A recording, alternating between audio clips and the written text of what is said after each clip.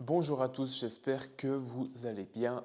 On se retrouve du coup, comme vous l'avez vu aujourd'hui, pour un nouveau vlog. Et ça y est, cette fois, le push démarre. Enfin, il a déjà démarré vendredi, du coup. Là, comme vous l'avez vu, j'ai fait mon premier bilan de cette prise de masse juste avant. Je viens de faire mon cardio, j'ai mangé. Donc, comment je me sens depuis vendredi? Franchement, je me sens super bien. Alors, beaucoup d'effets placebo jusqu'à maintenant. On va pas se le cacher, il faudra quand même attendre 2 3 semaines avant que les réels effets se fassent escompter. Mais en tout cas, l'énergie est là, le pump à l'entraînement est là, le mood est là. Il y a vraiment absolument tout qui roule jusqu'à maintenant. Donc c'est bien, j'ai pris 800 grammes depuis vendredi. Je ne sais pas si c'est corrélé à ça, mais on s'en fout parce que je suis bien. Je suis vraiment bien, la condition n'a pas bougé. Donc là, j'attends le retour de mon coach qui va bientôt me faire le retour. Mais je pense qu'on va monter les calories encore une fois parce que la moyenne hebdomadaire ne fait que de descendre depuis qu'on a terminé la cut. Là, je suis à 187,2 pounds, ce qui représente, en gros, vous faites diviser par 2,2, pardon, ce qui vous donne le poids en kilos. Je peux pas de tête, je sais pas comme ça. Très content du point de départ, en tout cas, on n'aurait pas pu espérer mieux en termes de point de départ. Je suis vraiment content de démarrer enfin. Là, vraiment, je fais un pas de plus encore vers mon objectif, cette fois-ci sportif. Donc, je suis vraiment excité. J'ai hâte de voir les progrès dans les semaines à venir, car je sens qu'ils vont vraiment être phénoménaux. Dans cette vidéo, du coup, non seulement je vous annonce du coup que mon hors-saison démarre, mais aussi j'ai reçu mes prises de sang du coup, parce qu'autrement je n'aurais pas pu démarrer mon push si les prises de sang n'étaient pas en ordre. Et on va regarder ensemble juste après, dans un petit moment. On va faire un débrief de mes prises de sang. Je vais vous expliquer qu'est-ce qu'on a testé, un peu pourquoi. Essayer de vous donner un peu quelques guidelines, recommandations, vous expliquer un peu le pourquoi du comment, quels sont les liens entre les différentes valeurs, et essayer de vous apporter mes connaissances, mon expérience vis-à-vis de ça, qui est jusqu'à maintenant très légère. J'ai des connaissances de base, mais je vais quand même essayer de vous expliquer un maximum de choses pour que vous puissiez un peu comprendre pourquoi j'ai fait ces prises de sang. Je tiens de nouveau à le préciser, ce ne sont pas des conseils médicaux ni des recommandations, c'est uniquement basé sur ce que j'ai appris, mes connaissances, c'est simplement mon avis là-dessus. Donc ne prenez pas ça comme vérité absolue. Et je suis clairement pas un expert là-dedans, j'ai des connaissances très basiques. Donc c'est simplement juste pour vous expliquer un peu les choses un peu plus précisément. C'est vrai que c'est peut-être pas un contenu qu'on a l'habitude de voir, donc ça peut être aussi pas mal de voir, d'avoir un œil un peu plus critique une fois sur ce genre de choses, mais on verra ça juste après. Là, je vais aller, comme à mon habitude, sortir les chiens, faire mes pas. En plus, ça s'est découvert, il fait pas mal beau quand même, je crois. Donc on va profiter un peu de ça, et puis on se retrouve juste après pour faire un petit débrief. Vous aurez toutes les valeurs à l'écran et je vous expliquerai les unes après les autres le pourquoi du comment. Bon, du coup, je vais vous expliquer un peu pendant que je prépare mes repas, puisque je suis un peu à la bourre. Il est 11h05, je dois partir travailler pour y être vers midi. Du coup, j'ai reçu le retour du coach et on augmente bien évidemment encore la diète, plus 50 grammes de carbs, jour d'entraînement et jour de repos. Donc là, on est à 475 grammes net de carbs en jour d'entraînement et 425 jours de repos. Il faut compter que je suis plus ou moins entre 500 et 550 grammes de carbs totaux pour cette première phase de push, enfin première semaine de push, pardon. Et bien sûr, on va augmenter au fur et à mesure, ce qui est le but.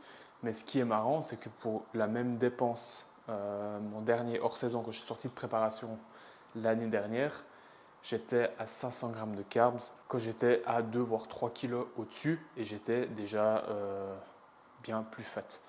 Donc ça montre encore une fois les progrès que j'ai fait en termes de masse musculaire sur une année de hors-saison naturelle. Et ça montre aussi à quel point on a rehaussé ce métabolisme qui maintenant tourne du tonnerre.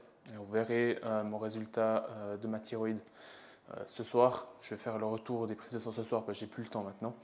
mais vous verrez que la thyroïde, comparée aux dernières prises de sang que j'ai fait les années précédentes, a bien, toutes les valeurs du panel thyroïdien ont bien réaugmenté, ce qui est très bon signe, ce qui montre que justement mon métabolisme tourne bien. Et du coup, on a aussi parlé un peu du coup, qu'est-ce que sont les plans pour cette première phase de push. Ben, c'est simple, prendre du muscle, prendre du poids et essayer de maintenir au mieux la condition. Je pense pouvoir prendre, en termes de prise de poids, c'est compliqué à dire, mais j'espère pouvoir prendre au moins 10 kilos sur cette première phase de push. Et de toute façon, semaine après semaine, on va déjà voir à quel point mon corps est réceptif. C'est déjà ça aussi qui va déterminer si la progression sera bonne ou pas. Enfin, à quelle magnitude la progression sera.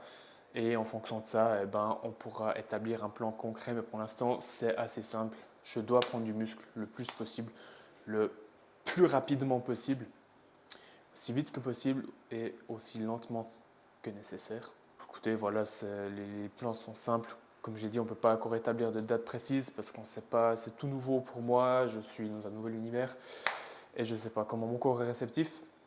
Mais apparemment, pour l'instant, ça a l'air de bien se passer, donc on verra. Mais une chose est sûre, c'est que fin 2026, je remonte sur scène en classique. Ça, c'est sûr et certain. Donc là, je vais préparer mes repas. C'est tout simple, hein, je vais faire du riz, du poulet avec de la salade, de l'huile de noix et une crème de riz avec de la whey et de la banane que je vais emporter avec moi au travail, au bureau.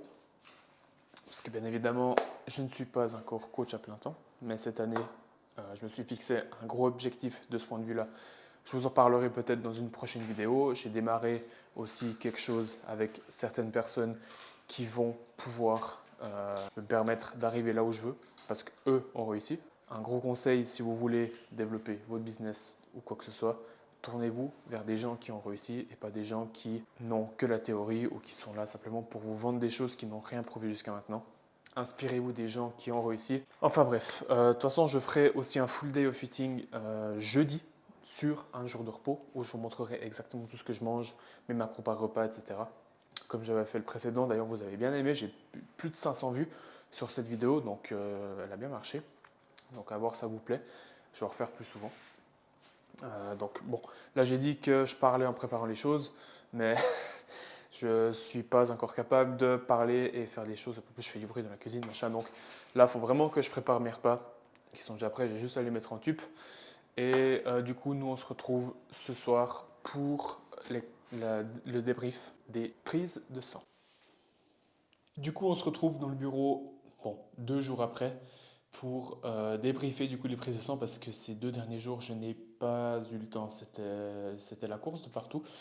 Donc, je préférais prendre bien le temps de faire les choses tranquilles pour vous expliquer un peu plus en détail ce check-up, enfin ces prises de sang. Donc, sur la première page qui s'affichera du coup juste ici, donc tout alors c'est en allemand hein, bien sûr, mais les termes se ressemblent plus ou moins. Alors, dans le premier paragraphe, on a tout ce qui est donc, pression artérielle, systolique, diastolique et mes BPM. Donc on voit que j'ai une pression qui est excellente à 116 sur 66. En principe, c'est 120 sur 80, la moyenne optimale. Donc je suis extrêmement bien de ce point de vue-là. Et les BPM sont à 43. C'est pas non commun chez les personnes qui pratiquent du sport, surtout en haute intensité, d'avoir des BPM un peu plus bas au repos. Donc, tout ça, c'est en ordre. Ensuite, on a tout ce qui est hématologie. Donc, hématologie, donc on a tout ce qui est NFS. Donc, ça comprend les globules blancs, globules rouges, la qualité du sang aussi. Pourquoi ça? Tout simplement pour détecter s'il n'y a pas potentiellement une infection, une maladie bactérienne, quelque chose lié au sang, si mon sang est de bonne qualité aussi, s'il n'est pas trop épais, s'il coagule bien. Donc ça, c'est aussi quelque chose qu'on fait régulièrement, que les bodybuilders font régulièrement aussi, check de l'hématologie complet, aussi pour tout ce qui est fonction métabolique, etc. C'est important de checker ça pour voir si notre santé générale est bonne déjà dans un premier temps. Donc je ne vais pas détailler, c'est des noms très scientifiques, mais c'est ce qu'on fait en principe lors d'un check, lors d'une prise de sang. Après, en toute transparence, je ne suis pas assez connaisseur du domaine pour pouvoir vous expliquer pourquoi est-ce qu'on a checké les thrombocytes, pourquoi les lymphocytes, etc., les monocytes. Ça, malheureusement, je ne suis pas encore au point là-dessus. Comme je l'ai dit au tout début, j'ai des connaissances de base. Je vous apporte les connaissances vraiment très basiques. Mais tout ce qui est un peu plus avancé, je ne peux malheureusement, je ne suis pas en capacité d'expliquer. Et ça, c'est important aussi de le dire. Il faut aussi avouer ses limites. Mais ça, c'est quelque chose dont j'ai envie de me former dans un deuxième temps d'ici fin de l'année, voire début d'année prochaine, un peu plus en détail, tout ce qui est la physiologie de l'athlète. Pour en revenir aux prises de sang, du coup, tout en bas, on a un peu des examens un peu plus détaillés. Donc, on retrouve en premier, enfin principalement ici, tout ce qui est la fonction hépatique, la fonction du foie. Donc, azat, alat, qui sont les enzymes du foie. En principe, des enzymes élevées peuvent représenter un foie qui est, entre guillemets, en mauvaise santé. Après, attention, d'où le fait que j'ai pris 48 heures de repos avant. Si, par exemple, vous vous entraînez juste avant d'aller faire vos prises de sang, c'est bien possible que ces valeurs-là soient élevées. Donc, c'est pour ça qu'il est important de prendre 24 à 48 heures de repos avant vos prises de sang pour éviter que vos valeurs soient biaisées. On a aussi la GGT qui est également, sauf erreur, une enzyme du foie qui peut aussi être un marqueur que votre foie est en mauvaise santé, notamment par exemple les personnes qui sont atteintes d'une cirrhose ou d'une infection au foie peuvent retrouver ces valeurs élevées ou des bodybuilders qui prennent aussi des stéroïdes oraux.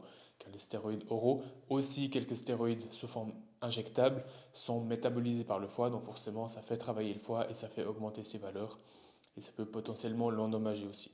Potentiellement, ça l'endommage aussi. Actuellement, chez moi, vous voyez, ils sont bas. Donc, vous voyez que mon foie est en très bonne santé. Je n'ai rien à signaler de ce point de vue-là, ce qui a toujours été le cas. Donc, j'ai juste fait ces checks pour m'assurer que tout soit en ordre. Là, je vais vraiment vous expliquer les valeurs qui sont, à mon sens, utiles pour la grande majorité. Après, il y a certaines qui ont été testées ici, que je n'avais pas demandé, qui ont été faites par le médecin, dont je ne vois pas l'intérêt ou même des fois je ne connais pas. Donc, je ne vais pas passer là-dessus. Je vais vraiment passer sur ce que moi, j'ai demandé en premier lieu. Donc, ensuite, on retrouve la créatinine. Donc, la créatinine, c'est quoi? C'est vos taux de créatine dans le sang. Donc vous voyez que mes taux de créatinine sont bas. Pourquoi? Parce que ça fait 2 à 3 semaines que je me supplémente plus en créatinine. J'attends ma commande qui devrait arriver parce que je l'ai fait livrer en France et j'ai quelqu'un qui doit me ramener ça de France. Donc pour l'instant j'attends, mais ce n'est pas grave en soi. Parce que du moment où je vais reprendre la supplémentation, les taux de créatinine vont remonter. Mais dans tous les cas, je suis dans le range, donc ce n'est pas problématique de ce point de vue-là. Alors pourquoi avoir testé la créatinine? C'est pour voir si ma fonction rénale est en ordre. Également, comme ici c'est écrit Harnstoff, mais c'est l'urée, l'acide urique. Alors l'acide urique est élevé ici forcément parce que je consomme beaucoup de protéines, donc je fais forcément travailler beaucoup mes reins, d'où le fait que ces valeurs soient très légèrement élevées. Mais attention, là on a des normes de référence, mais il faut prendre en compte souvent les normes fonctionnelles qui sont bien plus élevées que les normes de référence. Les normes de référence, c'est selon la population générale, et les normes fonctionnelles, plutôt les normes, on va dire, pour les sportifs, selon un certain contexte. D'accord? Donc forcément, le contexte d'un sportif n'est pas le même qu'un contexte d'une personne qui ne fait pas de sport. Donc il faut aussi prendre en compte ça et pas non plus trop s'alarmer, car vous voyez des taux élevés par rapport aux valeurs de référence qu'il y a sur le papier.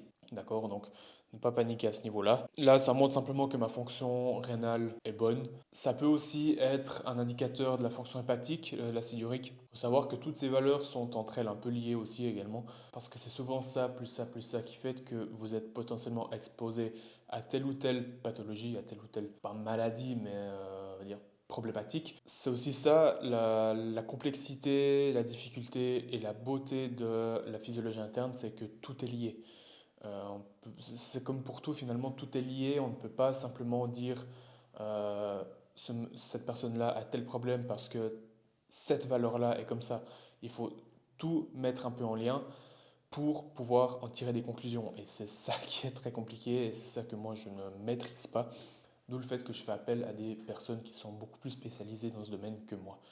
Et j'ai d'ailleurs pris quelques consultations déjà, enfin, quelques 2 ou 3 consultations avec Fitness Break, qui lui est pour moi le numéro un francophone dans ce domaine, qui va d'ailleurs sortir une formation en fin d'année dont j'aimerais bien la faire.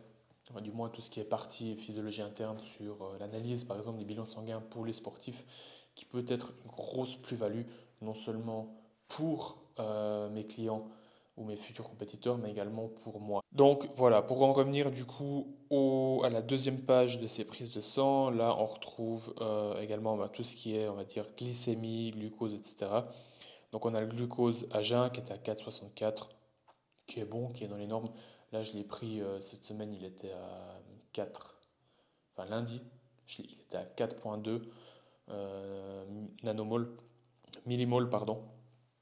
Donc qui représente, sauf erreur, 82 mg par décilitre, ce qui est bas, mais bien, très bien. Ça veut dire que ma sensibilité à l'insuline est bonne, ça veut dire que ma capacité d'assimilation des glucides est bonne, ce qui est important pour une prise de masse, parce que si vous avez déjà un taux de glycémie qui est haut au démarrage de la prise de masse, c'est que vous n'avez pas été assez loin dans votre dans votre perte de gras, dans votre sèche, ou alors c'est que vous n'avez pas fait de sèche et ça risque d'être un gros frein à un moment donné dans votre prise de masse et vous allez devoir les courter bien trop tôt que ce que vous devriez. Donc ça c'est aussi à checker, mais ça je le fais toutes les semaines. Mais là je le fais directement par le biais des prises de sang pour avoir une fois une autre référence, une autre valeur. Et puis on a la HbA1c. C'est quoi? Ça c'est la moyenne de votre glycémie sur les 3 derniers mois. Donc vous voyez ici, euh, elle est bonne, hein, elle est en dessous de 6%, donc elle a 5,2. Donc c'est clairement bonne.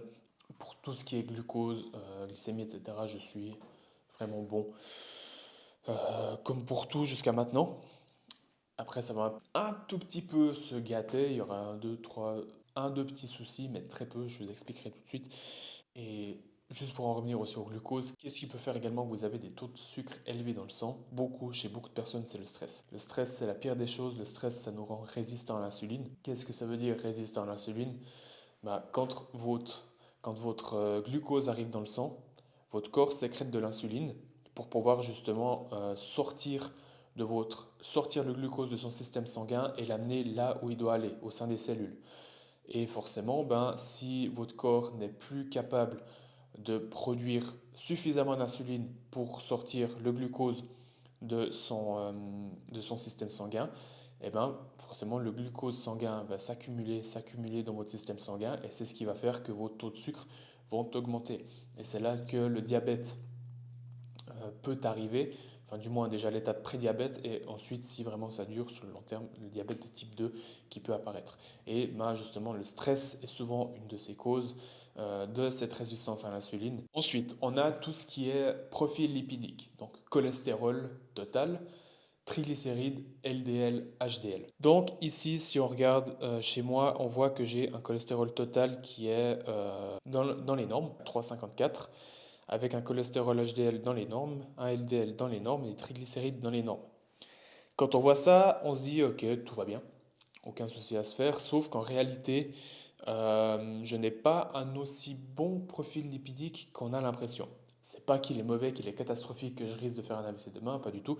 C'est juste qu'il y a certains ratios à prendre en compte lorsqu'il s'agit du profil lipidique.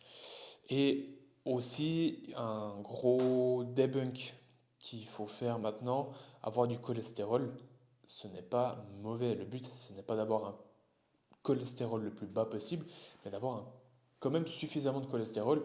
Pourquoi? Parce que le cholestérol est précurseur de vos hormones stéroïdiennes. C'est à partir du cholestérol que toutes vos hormones stéroïdiennes, donc tout ce qui est testostérone, prégnénolone, estradiol, etc., est créé. C'est en fait la porte d'entrée, en gros, entre guillemets, vers tout ce qui est hormones stéroïdiennes. Si vous avez un cholestérol très bas, vous aurez potentiellement, très certainement, des hormones très bas aussi, parce qu'il n'y a pas suffisamment de cholestérol pour produire des hormones stéroïdiennes. Donc ça, c'est important à prendre en compte. Et là, alors, 3,54 en millimol par litre, mais en principe, on parle de grammes par litre, sauf erreur, pour le cholestérol, ouais, grammes par litre. Et du coup, je me situe à 1,35 ou 1,40 par là autour, alors que les normes fonctionnelles sont entre 1,8 et 2,2. Donc je suis légèrement un petit peu bas, mais je me sens bien comme ça, je me sens en bonne santé, je me sens en forme, donc c'est pas non plus dérangeant. Ça peut être optimisé, mais c'est pas, on va dire, quelque chose qui est alarmant. Surtout qu'on le verra après, mon taux de testostérone total est bon. Malheureusement, je ne connais pas mon taux de testo libre parce que je ne sais pas pourquoi le médecin ne l'a pas testé, alors que c'est le plus important. Euh, mais ça, j'expliquerai tout à l'heure. Donc là, on a un cholestérol total qui est bon, mais pourrait être mieux. Et ensuite, on a un HDL qui est soi-disant le bon cholestérol et le LDL le mauvais cholestérol. Alors, j'aime pas trop ces termes de bon et mauvais, les deux sont nécessaires. À savoir que le HDL et le LDL sont ce qu'on appelle des lipoprotéines. HDL, lipoprotéines à haute densité, LDL, lipoprotéines à basse densité. Quelle est la fonction du HDL? C'est de récupérer le surplus de cholestérol pour l'amener vers le foie pour qu'il soit éliminé. Et quel est le rôle du LDL? C'est l'inverse, c'est prendre le cholestérol de votre système sanguin pour justement le transporter à travers le corps pour l'amener aux cellules correspondantes. Donc c'est un peu une forme de cycle. Et du coup, on a besoin d'avoir les deux. Sauf qu'il y a un certain ratio, on va dire, à respecter qui est normalement de 2 pour 1. Donc le LDL doit être, entre autres, 2 fois plus haut que le HDL. Il faut faire attention parce que le LDL ne doit pas non plus être trop élevé non plus, mais il ne faut pas que focaliser sur cette valeur pour ce qui est des risques cardiovasculaires. Il y a aussi potentiellement la lipoprotéine A à évaluer, mais également le LDL oxydé, parce que c'est vraiment en fait le LDL qui s'oxyde qui est potentiellement dangereux d'un point de vue cardiovasculaire. Mais encore une fois, je ne suis pas médecin. Tout ce que je dis là n'est pas à prendre pour des vérités absolues, c'est simplement ce que j'ai appris au travers des formations, au travers de podcasts, etc. Donc attention à prendre avec des pincettes ce que je dis. C'est simplement aussi mon avis. Si vous présentez des signes, on va dire, si vous présentez des problèmes cardiovasculaires ou quelconque autre problème de santé, en priorité à vous tourner vers votre médecin, vers votre praticien de santé et non prendre en compte prioritairement ce genre de recommandations, que ce soit de ma part ou de n'importe qui sur les réseaux. C'est très important de faire attention à ça et de se tourner en priorité vers son professionnel de santé à tout prix. Donc voilà pour ce LDL HDL et aussi il y a et bien sûr ce qui est important pour résumer c'est de maintenir toujours ce ratio de 2 pour 1. Ensuite on a les triglycérides. Les triglycérides c'est quoi? C'est simplement en fait vos lipides qui circulent dans le sang. Donc on voit là que j'ai des taux relativement bas ce qui est en soi bon parce que ça veut dire qu'ils sont bien utilisés par mon organisme. Et c'est pareil que pour le reste des valeurs du bilan lipidique. On a des normes fonctionnelles qui sont un poil plus haut. Là, chez moi, ça pourrait être potentiellement plus haut, mais encore une fois, ce n'est pas non plus alarmant, tout comme pour le cholestérol total. Donc en soi, j'ai un profil lipidique qui est bon. Cependant, il y a juste ce ratio LDL qui pourrait être amélioré, parce que comme vous voyez là, c'est presque 1 pour 1. Donc on pourrait potentiellement encore améliorer ça. Et comment augmenter son HDL? Bon, mon HDL là, il est relativement haut et bon. Ce qu'il faudrait, c'est un chouïa augmenter le LDL qui indirectement augmenterait aussi le cholestérol total. Et comment augmenter son LDL? Mais c'est rare qu'on fait des recommandations d'un point de vue augmentation du LDL, mais je le dis quand même, simplement en consommant plus de graisses saturées. Tout ce qui est bœuf, fromage, beurre, huile de coco, etc. Mais attention, justement, ce n'est pas quelque chose qu'il faut consommer en majorité. On sait que les graisses saturées doivent représenter 20% de notre apport en lipides sur la semaine ou par jour. Ce qu'il faut prioriser, c'est vraiment les graisses insaturées. Donc c'est pour ça que je ne recommanderais pas forcément de se focaliser sur les graisses saturées, mais plutôt de manière générale sur les graisses insaturées, car c'est celles-là qui sont en réalité qui ont des bienfaits pour la santé, contrairement aux graisses saturées. Malgré le fait qu'on en ait besoin, c'est uniquement à faible dose. Donc comme j'ai dit, à 20% de vos apports en lipides par semaine. Voilà pour ce qui est du profil lipidique. Et maintenant, on va s'attaquer du coup à tout ce qui est déjà thyroïde et également maintenant tout ce qui est hormones. Ok, donc déjà, thyroïde, là on voit que ma thyroïde est bonne. Ok, j'ai une TSH qui est dans les normes, une T4 bien dans les normes aussi et une T3 libre dans les normes aussi. Donc là, vu que j'ai pas de soucis, je vais pas trop m'attarder là-dessus, surtout que la thyroïde, c'est un peu un sujet, on va dire, qui est complexe. À savoir que si vous représentez éventuellement vous avez l'impression de ressentir des soucis d'hypothyroïdie, comme par exemple, vous avez tout le temps froid, vous êtes très fatigué, vous n'avez pas d'énergie, vous n'arrivez pas à vous bouger, à vous traîner, vous êtes un peu dépressif, très mauvais mood, etc. Ça peut être des signes avant-coureurs que vous êtes en hypothyroïdie, mais attention à prendre avec des pincettes toujours. Parce qu'encore une fois, c'est plus ça qui fait que vous êtes potentiellement exposé à une certaine problématique, comme dirait Fitness Break. Donc à faire attention, mais là je suis vraiment très content, très content de ma thyroïde. Pourquoi? Parce que à l'époque j'étais un peu en hypothyroïdie, de par mon passé où j'étais tout le temps en déficit calorique. Et ça fait aussi beaucoup. C'est pour ça que c'est important de manger et d'être le plus possible, enfin en majorité en surplus calorique pour avoir une bonne thyroïde qui tourne et respectivement un bon métabolisme. Parce que ça a été mon problème pendant presque 2 ans, j'étais en déficit calorique et ma thyroïde forcément s'est mis au ralenti de ce point de vue-là. Et ça a été long jusqu'à ce que ça revienne. Ça m'a pris 2 à 3 ans, mais maintenant j'ai vraiment une bonne thyroïde qui est bien dans les normes. Donc c'est important de manger suffisamment pour avoir une thyroïde de bonne santé, avoir une bonne gestion du stress, un bon sommeil, avoir une hygiène de vie extrêmement propre. Et ça, je peux vous garantir que ça résout bien des problèmes avant de vous supplémenter en médicaments. Avant de vous faire prescrire des médicaments par votre médecin, assurez-vous d'avoir une hygiène de vie en ordre et ça réglera beaucoup de vos soucis avant tout. Parce que maintenant, c'est assez commun que des gens sont effectivement en hypothyroïdie, mais du coup sautent directement sur les prescriptions de T3 ou T4 sous forme de comprimés. Et je trouve ça dommage parce que certes, alors certains en ont besoin, ça je n'en remets absolument pas en question ce genre de cause, mais d'autres, par le biais de mise en place d'une hygiène de vie propre et saine, pourraient déjà, tout ça armé de patience, pourrait déjà améliorer beaucoup de choses au sein de leur corps et de leur santé de manière générale. Ensuite, qu'est-ce qu'on retrouve? On a la vitamine D. Alors vous voyez que ma vitamine D est explosée au plafond en plein hiver.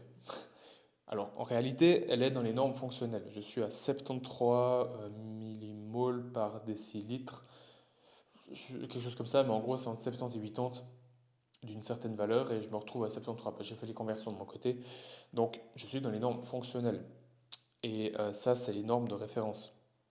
À savoir que les normes de référence, c'est la moyenne en gros de toutes les prises de sang qui sont faites durant un certain laps de temps. Et ces normes de référence sont mises à jour peut-être chaque année, je ne sais pas. Et forcément, la vitamine D n'est pas testée et n'est pas remboursée par les assurances en Suisse. Donc forcément, beaucoup moins de gens le testent, enfin testent cette valeur et du coup, ça nous donne beaucoup moins de résultats pour cette valeur de référence. Et du coup, pour moi, elle n'est pas vraiment représentative de la réalité. Euh, donc, et on sait aussi que la vitamine D, la population mondiale est majoritairement carencée en vitamine D. Donc, d'où le fait que ça peut un peu fausser les valeurs fonctionnelles, les vraies valeurs auxquelles on devrait tous être soumis. Donc, je suis dans les normes fonctionnelles, mais c'est clair que selon les normes de référence, les taux sont au plafond. C'est normal, je me supplémente en vitamine D à l'année. L'hiver, plus entre 5 et 10 000 unités par jour. Je fais un jour sur deux 5 000, un jour sur deux 10 000. Et l'été, vu que je suis plus exposé au soleil, je tourne plus à 5 000 unités par jour, ce qui est suffisant et les taux le prouvent.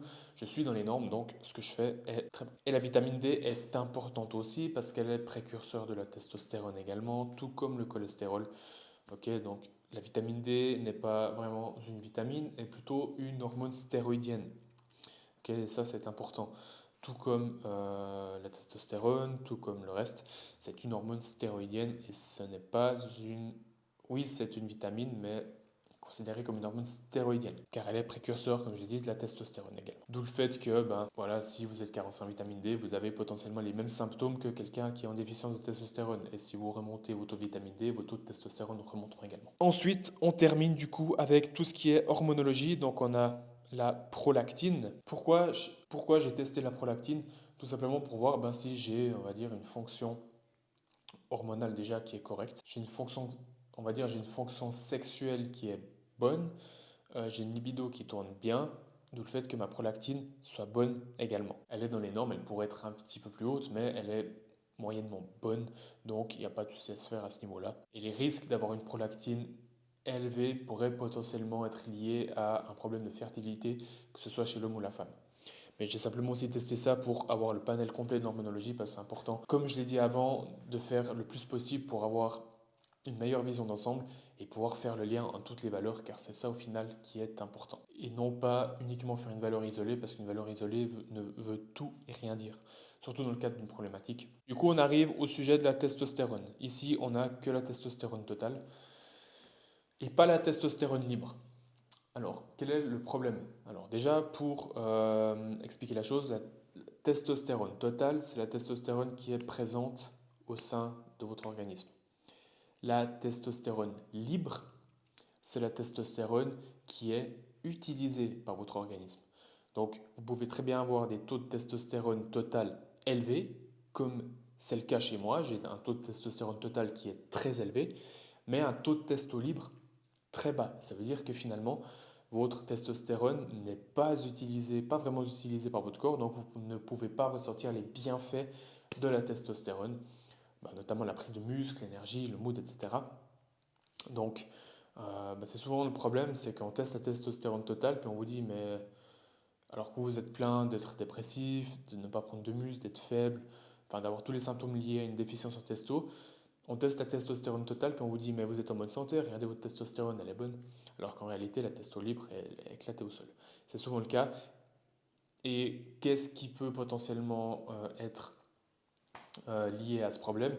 C'est votre taux de SHBG, la Sex Hormone Binding Globulin. Comme vous le voyez là, ma SHBG est haute. Et je sais pertinemment qu'on ait une SHBG haute et une testo totale haute, je sais pertinemment que ma testo libre est relativement basse. Pourquoi? Forcément, ma SHBG est haute. En fait, c'est une globuline qui se lie à la testostérone et qui bloque sa libération. Pour faire très simple, et forcément, si vous avez des taux de SHBG hauts, ça bloque cette libération de testostérone et votre testostérone totale reste entre guillemets bloquée dans votre organisme, donc ne peut pas être libérée. Donc, en vous ayant expliqué tout ça, ça confirme ce que je pense. Donc, ma testo libre est basse.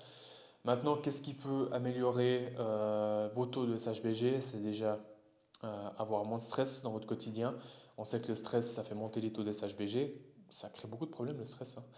Ça fait monter vos taux de SHBG et forcément, ça va bloquer vos testo libres. Et qu'est-ce qui peut aider à ça? Une super supplémentation en magnésium bisglycinate, en zinc.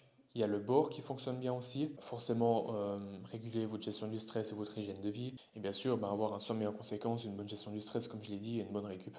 Ça fait partie du game. Et puis voilà, du coup, pour tout ça, et j'ai encore testé, bien sûr, ma ferritine, donc mes taux de fer dans le sang qui sont bons, rien à signaler de ce point de vue-là. Et aussi mon œstradiol, donc mes œstrogènes. Pourquoi? Pour voir si j'aromatise beaucoup. À savoir que voilà, les œstrogènes, ça c'est aussi une grosse croyance, c'est qu'on croit que les hommes n'ont pas besoin, entre guillemets, d'œstrogènes, alors qu'en réalité, si, les œstrogènes ont beaucoup de bienfaits, les hommes, on a besoin d'œstrogènes, c'est un certain ratio à garder, à maintenir avec la testostérone. Après, bien sûr, il ne faut pas avoir des taux d'œstrogènes qui pètent au plafond, forcément autrement vous aurez tous les symptômes qui se lient à trop d'œstrogènes, notamment comme des glandes mammaires qui pourraient pousser. Mais les œstrogènes, on en a besoin. Pourquoi? Principalement pour protéger nos articulations, pour faire fonctionner notre cerveau correctement, pour prévenir les risques cardiovasculaires. Les œstrogènes, c'est vraiment important. Mais comme j'ai dit, c'est toujours maintenir un certain équilibre avec votre taux de testostérone. C'est ça qui est important. Donc, pour débriefer, mes prises de sang, de manière générale, sont très bonnes. Si je devais mettre une note, c'est du 7 sur 10. Maintenant, qu'est-ce qui pourrait être amélioré? Comme je l'ai dit, le profil lipidique qui pourrait retrouver un meilleur équilibre, même si en soi il n'est pas mauvais. Et le gros, on va dire, problème est ma SHBG qui est haute et qui pourrait potentiellement bloquer la libération de ma testostérone libre. C'est ça le gros point ici qui est problématique. Ça, c'est quelque chose qui est connu chez moi. Déjà sur mes dernières prises de sang, ça a été le cas. Donc, est-ce que c'est génétique? Je ne sais pas. J'estime avoir une bonne hygiène de vie, honnêtement, malgré l'année passée avec tous les problèmes que j'ai eus. Les problèmes de dépression qui peuvent aussi être liés à ça. Mais puisque c'était déjà le cas avant ça, est-ce que c'est pas peut-être génétique? Je ne sais pas. Cependant, ça reste quand même important d'essayer de manager ça au mieux, chose que je suis en train de faire actuellement. J'ai mis de la supplémentation en place pour essayer d'améliorer ceci, en vue justement d'avoir la meilleure base de départ possible pour ma prise de masse, pour ensuite, lorsque je reviendrai en phase de santé, avoir des taux qui sont optimaux et être en santé optimale avant de repartir sur une prochaine phase de push. Voilà, j'espère qu'il n'y a pas eu trop d'informations, j'espère que j'ai été assez compréhensible. Si j'ai fait des erreurs, normalement ce n'est pas le cas parce que là j'ai vraiment exprimé les choses dont je suis au courant, que je sais. Mais si j'ai fait des erreurs, ceux qui regardent ces vidéos et qui s'y connaissent mieux que moi, n'hésitez pas à me le dire ou à m'écrire pour que déjà je puisse mettre à jour mes connaissances et aussi donner de bonnes informations à ceux qui me regardent. Je vais aller refaire des prises de sang d'ici 4 à 6 semaines pour voir où sont mes taux d'hormones par rapport à ce que j'ai mis en place ici, pour voir à quel point je suis réceptif, etc. Donc on verra si je vous les partage. Sinon, si vous avez des questions à ce sujet-là, n'hésitez pas à me les poser, que ce soit en commentaire ou en message privé. Et voilà, la prise de masse démarre du coup. J'ai eu le feu vert du coach. Je lui fais 100% confiance de ce point de vue-là. Donc s'il dit qu'on peut démarrer, on démarre. Ce qui a été le cas, on a démarré du coup. Je me réjouis de voir les progrès sur ces prochaines semaines. Prochaine vidéo, ce sera certainement full day of fitting. On verra quand est-ce que j'ai le temps. Je voulais du coup le faire jeudi, mais ça ne va pas jouer finalement. Soit je le fais lundi, soit je ferai sur un jour d'entraînement de nouveau, on verra. Bon, dans tous les cas, on se retrouve prochaine vidéo pour un full day of fitting. Et moi, je vous dis à tout bientôt et merci d'avoir regardé cette vidéo.